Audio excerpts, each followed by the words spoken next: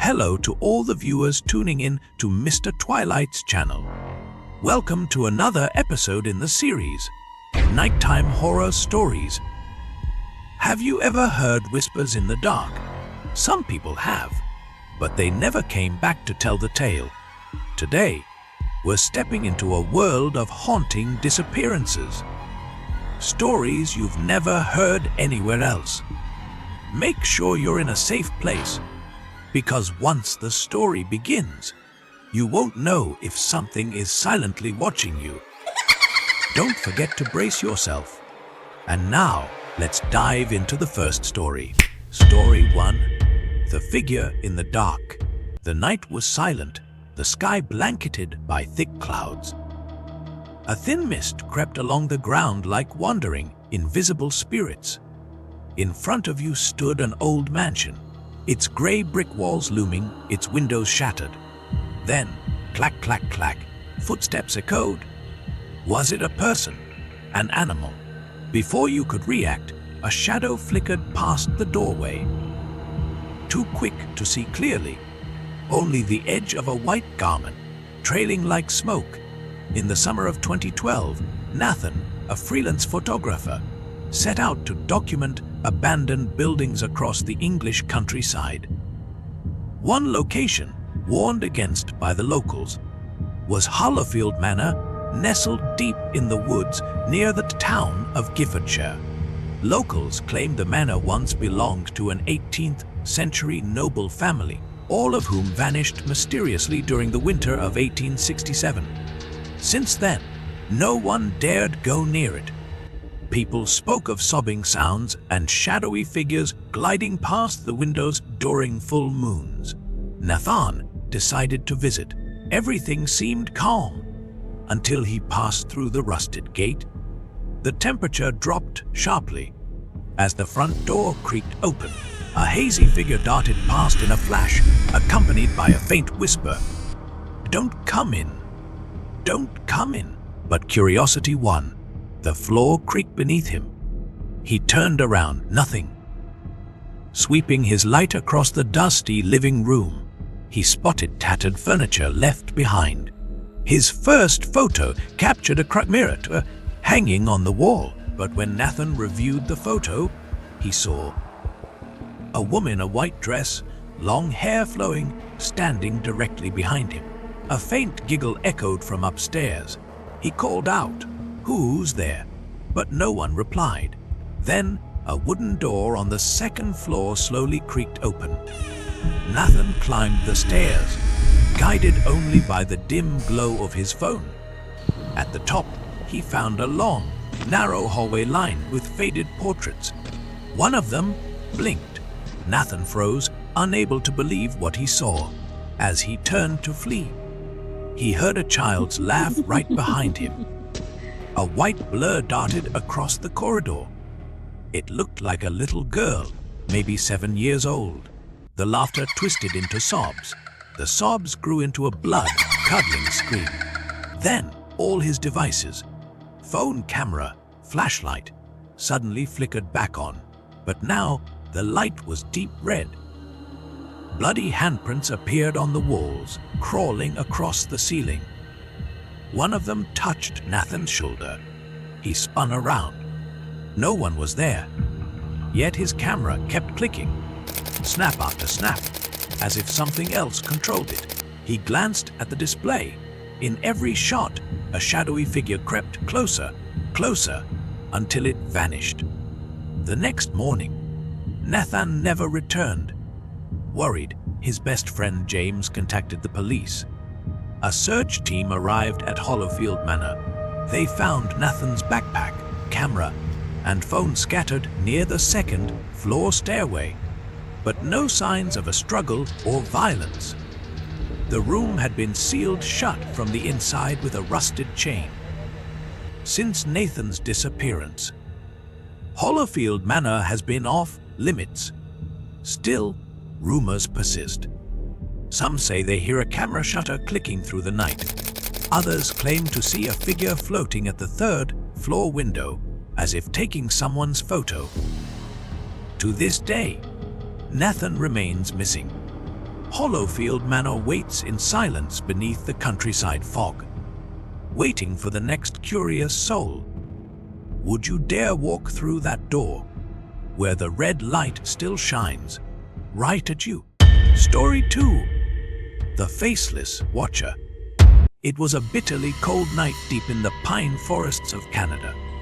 Thick fog clung to the trees, and the wind rustled through the branches.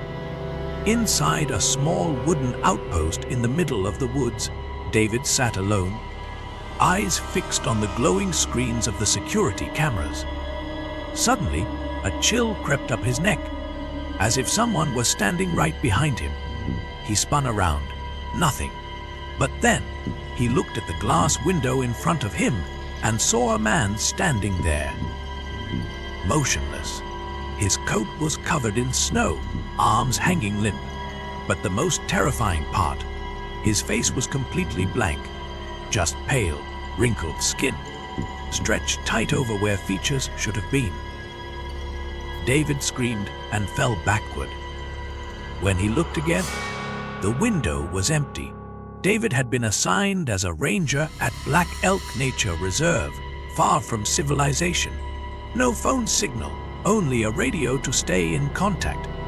His outpost sat on a hilltop. The previous ranger had mentioned strange things happening, but David dismissed them as superstition. Until his very first night on duty. At midnight, he heard knocking. He opened the door. No one. But what sent a shiver down his spine were the footprints.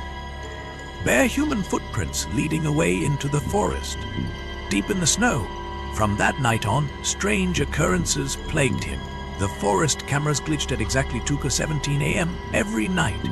Once, he saw a figure standing dead center on a forest trail, over a mile away, staring directly into the camera. He radioed headquarters, but all he got was static. Then, a whisper, "Where is my face?" David panicked and dropped the radio.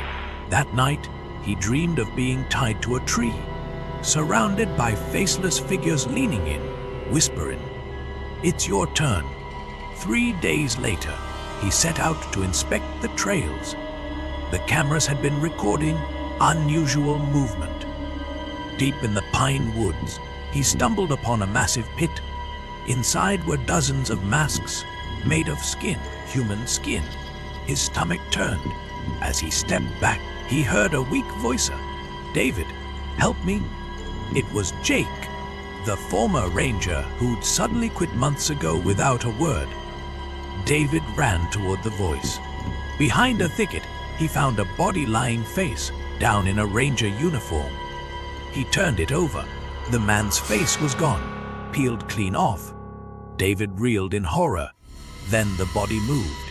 He bolted, the sound of footsteps chasing him through the trees.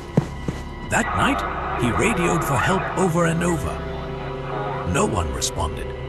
He locked every door, turned on every light, and made up his mind. He'd leave at first light, 2:17 a.m. Every camera went dark at once. A loud thud slammed against the glass from outside. Then, total blackout. Power cut. Darkness swallowed everything. David heard something dragging across the porch. He held his breath, crouched behind his desk, white, knuckling his axe. Hinges groaned. The station door creaked open on its own. A tall figure stepped inside. Its arms were disturbingly long. It didn't speak. It simply sat across from David and reached out, its hand ice cold, pressing gently against his face. David screamed. Then, everything went black. When the ranger team arrived after losing contact with the station, David was gone. The room was in disarray. On the window pane, a handprint remained, grotesquely long and unnatural. Strangest of all, the surveillance system had been completely overwritten. Every recording replaced with a single loop, a blank, expressionless face staring silently into the camera. The audio recorder captured only one last message. "I saw my own face, but it wasn't me anymore. The local Cree people had long spoken of Nanahocho, the forest watcher, a spirit guardian of sacred lands who steals the faces of those who dare trespass. After David vanished, the outpost was permanently shut down, but hunters near the area still tell stories, especially in winter. They say if you wander too deep into the pines, you might see a man watching you from the trees. And he has no face. Story 3. The Watcher in the Secret Catacomb. Darkness swallowed everything. The only sound left was Anna's panicked, ragged breathing echoing through the icy tunnel. She was running, bloodied feet slipping along the damp, jagged ground. Behind her, footsteps drew closer. She swung her flashlight back. A thin, unnaturally tall creature crawled upside, down along the tunnel ceiling, spindly limbs moving like a spider's. Its skin was a sickly gray, its eyes glowing red. Matted hair hung like webs around a gaping, blackened mouth that whispered, "Stay down here with me." In the winter of 2020, Anna, an American exchange student at Sorbonne University, joined her friends to explore the catacombs, the vast underground network beneath Paris. While parts of the catacombs are open to tourists, hundreds of kilometers remain uncharted, sealed off, and strictly forbidden. Anna, a thrill seeker and urban explorer who vlogged about forgotten places, contacted a group of local cataphiles who specialized in navigating restricted areas. One tunnel beneath Montparnasse had a sinister reputation. Locals called it the Dead Alley, odd despite warnings from their guide. Some places you should never enter. Anna couldn't resist. At 9 p.m., Anna, Jules, and Maril began their descent. They brought flashlights, cameras, and a line of marking tape to find their way back. They slipped through an abandoned storm drain, crawled through a disused pipeline, and finally entered a tight, downward shaft. One of Anna's videos captured something chilling. About 30 minutes in, the microphone picked up faint whispers, too soft to trace. Then Maril turned back suddenly, eyes locked on the darkness behind them. "Did you just say something, Anna?"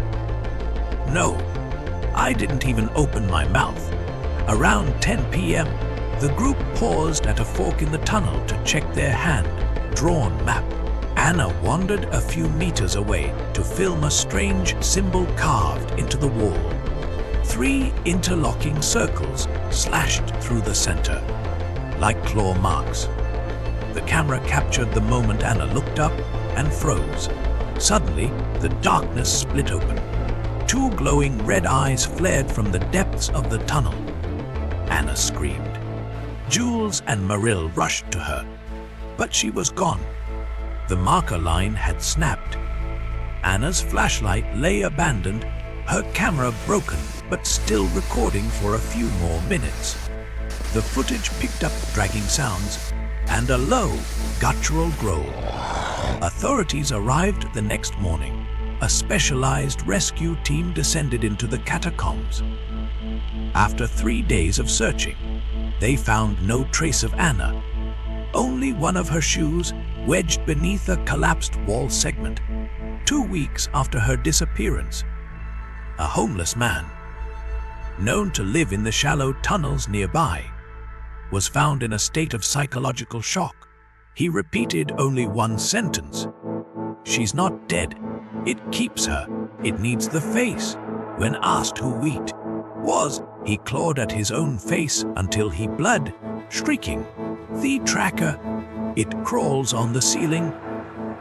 Psychologists claimed he suffered from sensory deprivation and long-term exposure to darkness, but his description chillingly matched what Anna's final video had shown.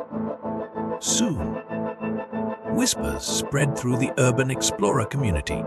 A little-known legend resurfaced: Le Rôdeur, the tracker, a creature said to have formed from corpses buried alive. Forgotten in the Cave, ends of the 17th century catacomb expansions. The tale said it loves on the ceilings, feeding on fear, imitating the voices of its victims to lure others deeper into the maze. To this day, Anna remains missing. No one has dared to explore that tunnel again. But those who pass near the dead alley agree on one thing. You'll never hear its footsteps until you feel its cold breath right behind your neck. And so, we've come to the end of our chilling journey through 3 terrifying tales of horrifying disappearances.